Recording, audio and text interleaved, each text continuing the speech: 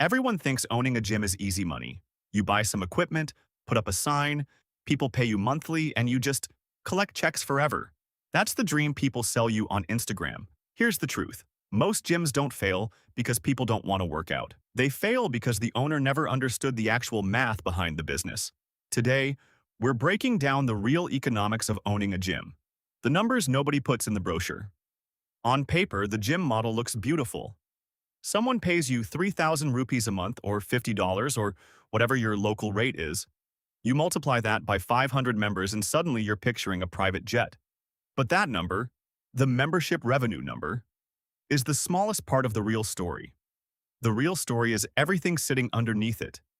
The rent, the equipment, the loans, the staff, the electricity bill that triples every summer, and the members who stop showing up but still expect their locker to be there. Owning a gym isn't a subscription business.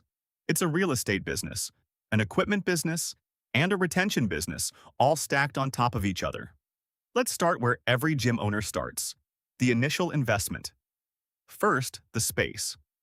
A decent-sized gym needs somewhere between 2,000 and 6,000 square feet, and in most cities that means a serious deposit plus months of rent paid up front before you've made a single rupee. Then comes the equipment. Commercial-grade treadmills, squat racks, cable machines, dumbbells. This isn't gear you buy from a random online store. Commercial equipment is built to survive 50 people a day slamming weights down, and that durability costs money. A modest gym setup can easily run into the range of $15,000 to $40,000 just for equipment, and a premium setup with cardio theaters and free weight zones can go well past $100,000. Add flooring, mirrors, air conditioning, sound systems, changing rooms, lockers, and basic renovation, and most new gym owners are already six figures deep before they've enrolled a single member. Now here's where the dream really starts colliding with the spreadsheet. Every single month, whether members show up or not, the gym owner is paying rent. They're paying electricity. And gyms are power hungry, between air conditioning, lighting, and machines running constantly. They're paying staff, trainers, front desk employees, cleaning staff, a manager if the owner isn't running the floor themselves. They're paying for equipment maintenance because treadmills break, cables fray, and machines need servicing. They're paying insurance because injuries happen and liability is real. And they're paying loan interest if any of that startup capital was borrowed. When you add it all up, a mid-sized gym can easily have $5,000 to $15,000 in fixed monthly costs before a single push-up happens. So how does the money actually come in? Membership fees are the obvious answer, but smart gym owners know that membership alone rarely makes the business thrive. The real profit engines are the add-ons: personal training sessions, supplement sales, nutrition coaching, group classes with premium pricing, merchandise, and sometimes even renting out space during off-peak hours for yoga or boxing classes. A gym charging just a flat monthly fee is playing the hardest version of this game. A gym that layers in personal training and retail is playing a completely different, more profitable game, because personal training margins can be far higher than the base membership margin. Let's do some rough math to see what success actually requires. Say your fixed monthly costs are $10,000. Say your average member pays $50 a month. On paper, that means you need 200 paying members just to break even. Not to profit, just to survive. Now factor in something every gym owner learns the hard way: churn. Gym members quit constantly.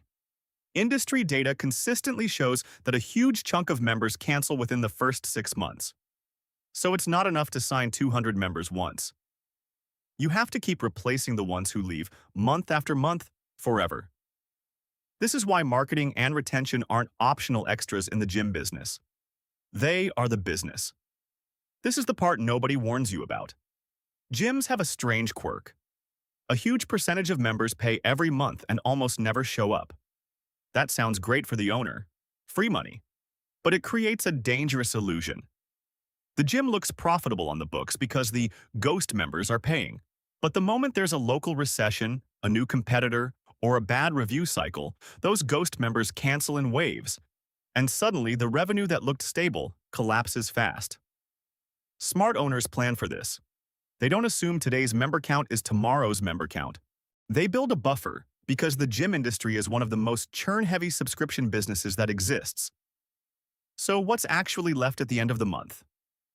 For most independently owned gyms, net profit margins typically land somewhere between 10 and 20%. And that's for the gyms that are run well.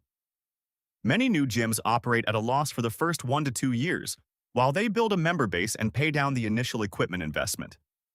This is not a get-rich-quick business. It's closer to owning a restaurant. High upfront cost, thin margins, constant operational grinding, and profit that comes from volume and consistency, not from any single big win. There's also a fork in the road every aspiring gym owner faces: franchise or independent. A franchise gives you a known brand, a proven playbook, and often help with location scouting and marketing. But it comes with franchise fees, ongoing royalty percentages cut from your revenue, and strict rules about how you run things. An independent gym gives you full control and keeps 100% of the upside, but you're building brand trust from zero, and every mistake is one you're making for the first time with your own money on the line. Neither path is automatically better. It depends on whether you're paying for someone else's system or betting on your own instincts. After all these numbers, here's what actually separates a profitable gym from a failed one. It's not the fanciest equipment. It's not the biggest space. It's retention and location. A gym that keeps its members for years, even at a modest monthly price, will outperform a flashy gym that constantly loses members and has to spend heavily on new customer acquisition just to stay flat. Location determines your ceiling: foot traffic, parking, nearby offices, or residential density. Retention determines your floor: how long people stay before they churn out. Everything else, the paint color, the branding, the playlist, matters far less than these two numbers. So is owning a gym a good economic bet? It can be, but only if you go in treating it like the real estate and retention business it actually is, not the passive income fantasy it's marketed as. The equipment is the easy part. The real skill is managing fixed costs, fighting churn every single month, and building enough of a buffer that one bad quarter doesn't sink the whole thing. If you understand that going in, a gym can absolutely be a solid, profitable business. If you go in thinking it's just collecting subscription checks, the math will humble you fast. If you want a full breakdown of exactly how much it costs to open a gym in your specific city, let me know in the comments, and I'll do a deep dive on that next.